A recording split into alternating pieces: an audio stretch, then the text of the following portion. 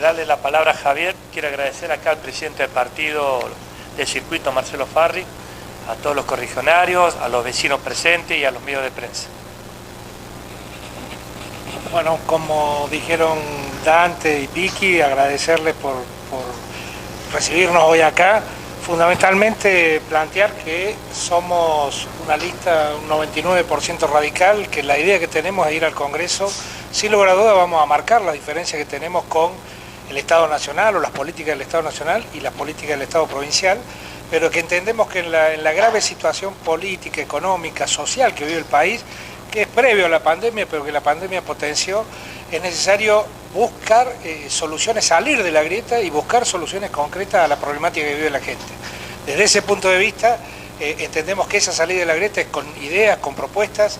La propuesta central de nuestra lista tiene que ver con la educación, pero también, por ejemplo, en el ámbito donde uno se desenvuelve, otras cuestiones que hacen a la cuestión diaria de la problemática que vive la gente. El planteo de avanzar en una reforma tributaria. Hoy, un argentino de los 12 meses que produce, 4 se los lleva el Estado. Hay una situación de burocracia desde el punto de vista impositivo. Tenemos entre 160 y 170 impuestos, de los cuales 11 de esos impuestos tienen el 90% de la recaudación. Entendemos que hay que avanzar en un pacto social para crear un sistema tributario más moderno, más progresivo, y trabajamos sobre la base de más impuestos para los que especulan, más impuestos para los que contaminan y menos impuestos para los que producen y para los que generan empleo.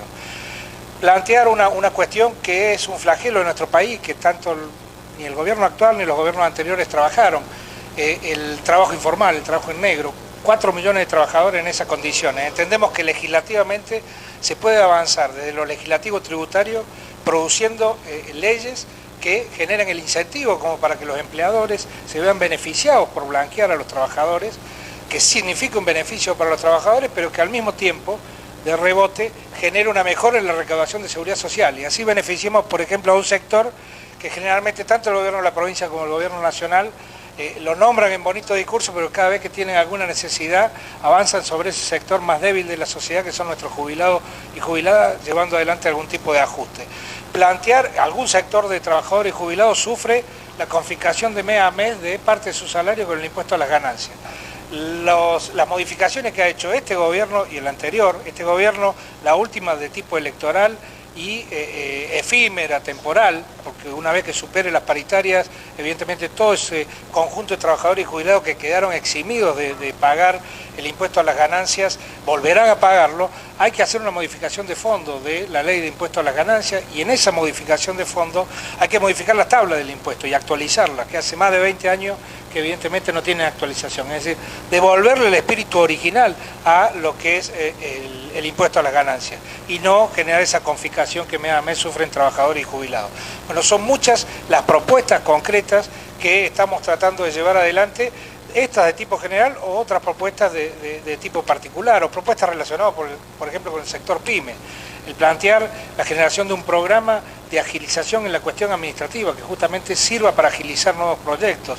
El plantear la creación de un instituto PYME que sirva para focalizar política a nivel de todo el país con respecto a las distintas realidades de la pequeña y mediana empresa y con respecto a las distintas realidades de cada una de las regiones. El plantear de lo laboral la generación de un proyecto de incentivo y de promoción para la incorporación de personas mayores de 45 años y mujeres. Bueno, distintas propuestas o planteos en lo concreto.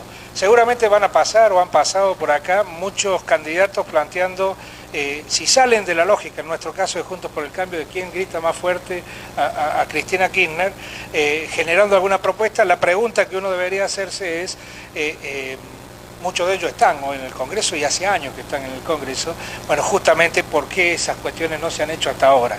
O también plantearle a la ciudadanía que es importante votar con memoria.